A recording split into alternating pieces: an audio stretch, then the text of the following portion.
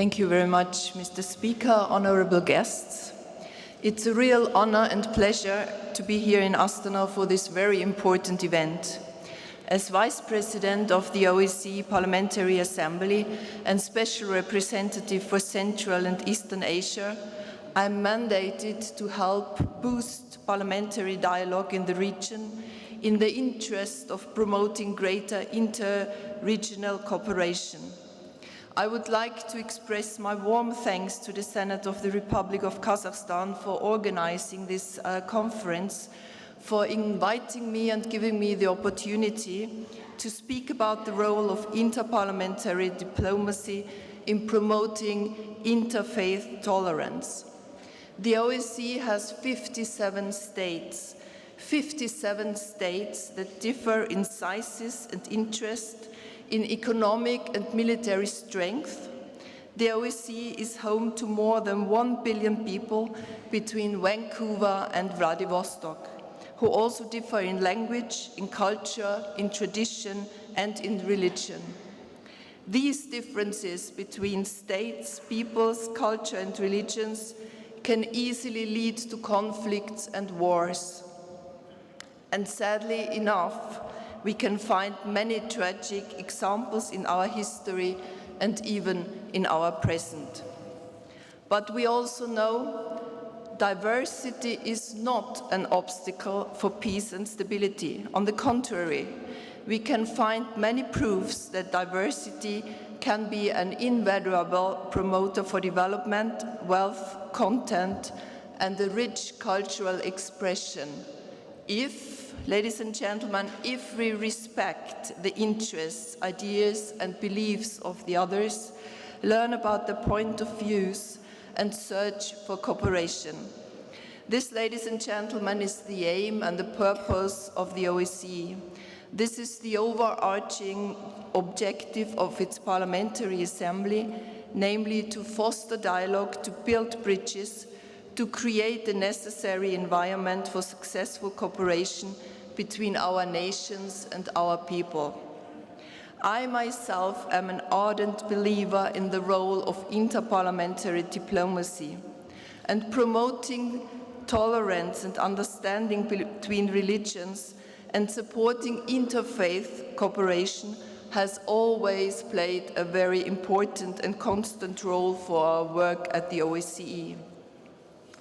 For that reason, the OSCE chairman in office has a number of personal representatives working on issues related to tolerance and non-discrimination. The Parliamentary Assembly itself has become an important platform to support interreligious dialogue and to discuss issues stemming from interfaith relations. This was possible because the Assembly is a unique place where we, the elected representatives from this huge OSCE era, with all kinds of cultural and religious backgrounds, can come together.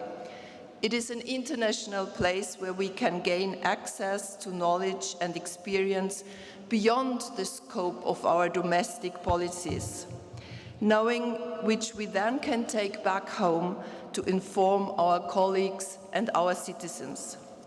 OSCE member states and beyond should tap into these resources and use them for further promote interfaith dialogue and contribute to comprehensive security. Dear colleagues, ladies and gentlemen, today our cooperation is more important than ever.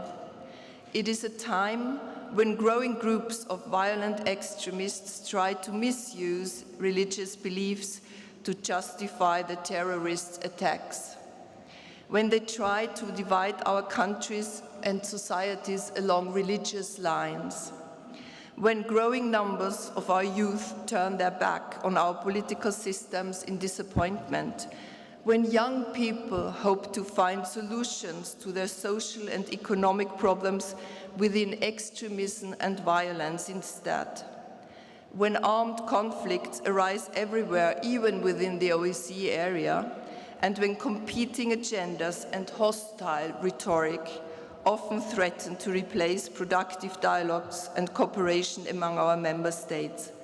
In such a time, it becomes obvious the level of tolerance mutual respect, pluralism, inclusion, and cohesion. And we have to take care to include everyone in our fight.